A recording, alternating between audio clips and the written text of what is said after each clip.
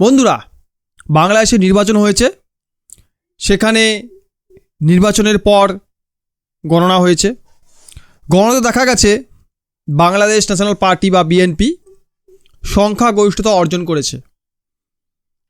BNP ও মিত্রজোট 209 থেকে 213টা আসন পেয়েছে। জামাতে ইসলাম ও মিত্রজোট 61 থেকে 71টা আসন পেয়েছে। আচ্ছা, এর মধ্যে আবার বলা হচ্ছে জামাত ইসলাম একাই প্রায় 60 থেকে 65টা আসন পেয়েছে। এনসিপি যারা ভারত বিরোধিতা কথা বলছিল, 7 সিস্টার দখল করে নেব, আমরা চিকেন নেক কাট করে দেব, চিকেন নেক তার পদে ঢুকে গেছে। এখন সেই এনসিপি পেয়েছে 5 থেকে 6টা। খেলাফতে মজলিস বলে একটা দল, সে পেয়েছে 3টা প্রায়। এবং যারা স্বতন্ত্র এবং আদার্স যারা ছিল, যারা একা লড়েছে, নির্দল প্রার্থী যারা ছিল, সেরকম 9 জন জিতেছে। মোট আসন 299টা। এই হচ্ছে রেজাল্ট। কিন্তু বিএনপি ও তার মিত্রজোটরা বাংলাদেশে সরকার গঠন করতে চলেছে। এখন আমার প্রশ্ন হচ্ছে, আওয়ামী লীগ ছাড়া বাংলাদেশের নির্বাচনটা কি নির্বাচনের নামে সার্কাস নয়?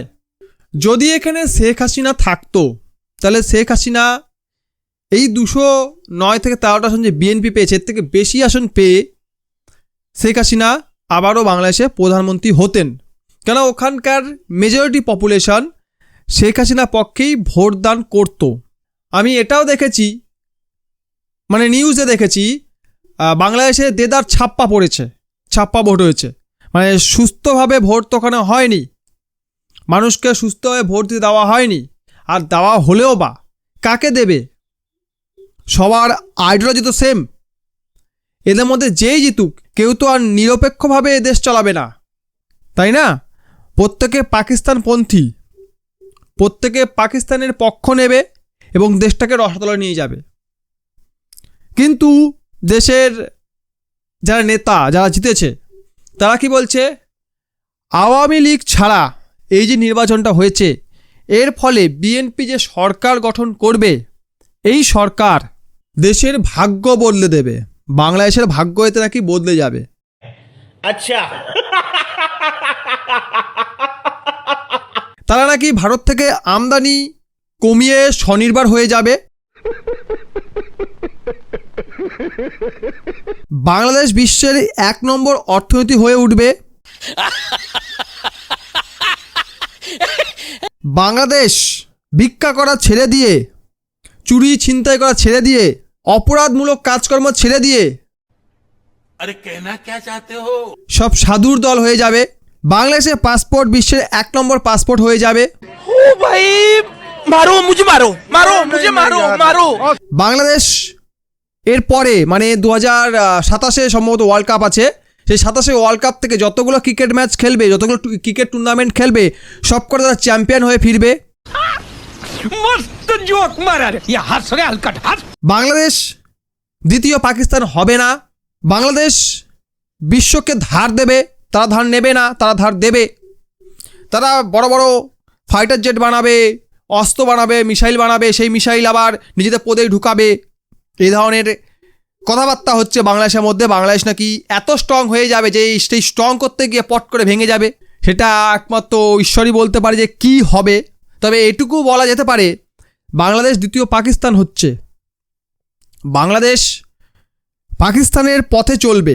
কারণ আমরা দেখলাম ক্রিকেট ওয়ার্ল্ড কাপ নিয়ে বাংলাদেশ যে নাটকটা করছিল, পাকিস্তান সেটাকে একটু ঘোলা করে দিয়ে বাংলাদেশকেই বাদ দিয়ে দিল। এখন নিজেই ক্রিকেট খেলছে, ওয়ার্ল্ড কাপ খেলছে, ভারতের সঙ্গে ম্যাচও খেলছে।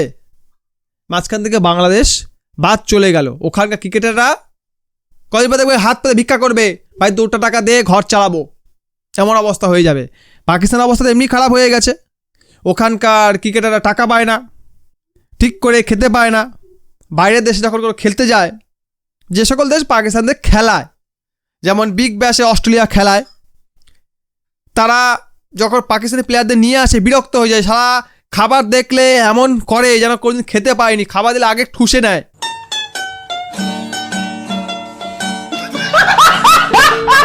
পরের দিন খেলতে হবে, ফিট থাকতে হবে, দেখার দরকার নেই, আগে ঠুস, কেননা কখনো খেতে পায়নি। বাংলাদেশের সঙ্গে তেমন হবে।